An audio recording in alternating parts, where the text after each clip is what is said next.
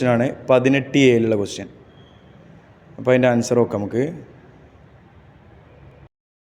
അപ്പോൾ 18A answer inclined പ്ലെയിനുമായി ബന്ധപ്പെട്ടാണ്, അഥവാ ചെരിവ് തലവുമായി ബന്ധപ്പെട്ട്. നമ്മൾ തന്ന കാര്യങ്ങൾ ആദ്യം എടുത്ത് ചെയ്തുക. അവിടെ ലെങ്ത്ത് 9 മീറ്റർ തന്നിട്ടുണ്ട്. പിന്നെ അവിടെ F = 1200 കിലോഗ്രാം വെയിറ്റാണ്. ആ കിലോഗ്രാം വെയിറ്റ് നമ്മൾ ന്യൂട്ടണിലേക്ക് മാറ്റണം, കാരണം ലെങ്ത്ത് മീറ്ററിൽ തന്നുകൊണ്ട്. അപ്പോൾ നമുക്ക് എന്ത് ചെയ്യാം, ഇൻറ്റു 9.8 ചെയ്താൽ മതി. 9.8 ചെയ്യാൻ ബുദ്ധിമുട്ടുള്ള ആൾക്കാർ 10 എടുത്തുകൊണ്ട് ചെയ്താലും മതി. അപ്പോൾ ഇൻറ്റു 10 ചെയ്യുമ്പോൾ നമുക്ക് 12,000 ന്യൂട്ടൺ കിട്ടും. അത് അവിടുത്തെ ലോഡാണ്.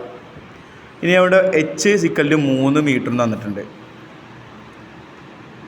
ഓക്കെ, അപ്പോൾ ഇതാണ് തന്നിട്ടുള്ളത്.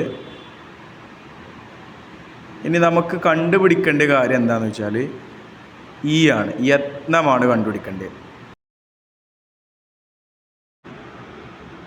അപ്പോൾ ഇതെങ്ങനെ കണ്ടുപിടിക്കുകയെന്ന് വെച്ചാൽ യാന്ത്രിക ലാഭം = L/E ആണ്, H=l/h ആണ്. അപ്പോൾ അതിൽ തന്ന കാര്യങ്ങൾ അതിലേക്ക് ഇട്ട് കൊടുക്കുക, എന്നിട്ട് സബ്സ്റ്റിറ്റ്യൂട്ട് ചെയ്തിട്ട് അതിൻ്റെ ആൻസർ കണ്ടുപിടിക്കുക. അഥവാ എല്ലാ 12,000 ആണ്. 12,000/E = 9/3 എന്ന് വരും. അപ്പോൾ 12,000 ഈ ക്രോസ് ആയിട്ട് ഇത് ഗുണിക്കുക. 12,000 × 3 = 9 × E എന്ന് ചെയ്യുക. അപ്പോൾ E കണ്ടുപിടിക്കാൻ ആ ഈനെ അവിടെ നിർത്തിയിട്ട് ഇൻറ്റു 9 ഇങ്ങോട്ട് കൊണ്ടുവരിക. ഇൻറ്റു 9 ഈക്വലിൻ്റെ അപ്പുറത്ത് കൊണ്ടുപോകുമ്പോൾ /9 ആയിട്ട് മാറും. എന്നിട്ട് ആ 3ഉം 9ഉം കട്ട് ചെയ്യുക. 3 9 3 കൊണ്ട് വെട്ടിപ്പോവുക. 9ൽ 3 പ്രാവശ്യം, 3ൽ 1 പ്രാവശ്യം. അപ്പോൾ 12,000 × 1/3 എന്ന് വരും. ഇനി ആ 12 3 വെട്ടുമ്പോൾ നമുക്ക് 4,000 എന്ന ആൻസർ കിട്ടും. 12ൽ 3 4 പ്രാവശ്യം, 3ൽ 1 പ്രാവശ്യം. അപ്പോൾ 4,000 × 1 4,000 ന്യൂട്ടൺ എന്ന് കിട്ടും. ഇനി ബീൻ്റെ ആൻസർ എന്ന് പറഞ്ഞാൽ prove that there is no gain in work in using inclined plane. ചെരിവുതലം ഉപയോഗിക്കുന്നതിനാൽ പ്രവൃത്തിയിൽ ലാഭം ഉണ്ടാകുന്നില്ല എന്ന് തെളിയിക്കുക. അപ്പോൾ നമ്മൾ ബലം F = 12,000 ന്യൂട്ടൺ കിട്ടി, S = 3 മീറ്റർ കിട്ടി. അപ്പോൾ W ചെയ്യുമ്പോൾ F × S ആണ്, നമുക്ക് 36,000 ജൂൾ എന്ന് കിട്ടും.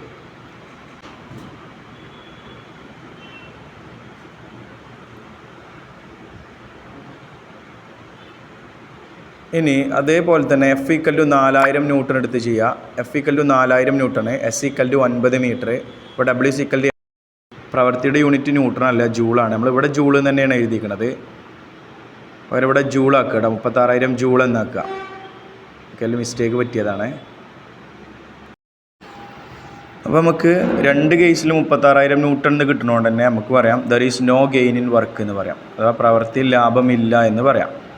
ഓക്കെ, ഇനി 18 B ക്വസ്റ്റ്യൻ നോക്കാം. അതിൻ്റെ ആൻസർ എന്ന് പറഞ്ഞാൽ പിച്ച് എന്നാൽ എന്തെന്നാണ്, അഥവാ പിരീഡ് എന്നാൽ എന്തെന്നാണ്.